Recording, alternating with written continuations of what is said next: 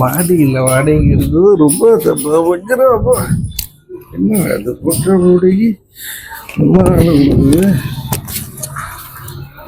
வேற வேற உடம்பு ஒத்துக்கலையா இல்லை வயசு ஒத்துக்கலையான்னு தெரில.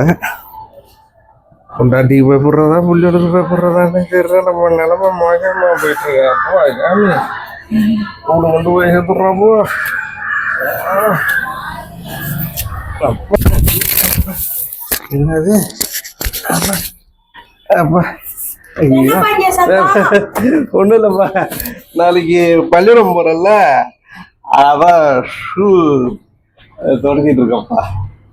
அது வந்து பக்கத்து வீட்டு ஆண்டியோட ஷூ.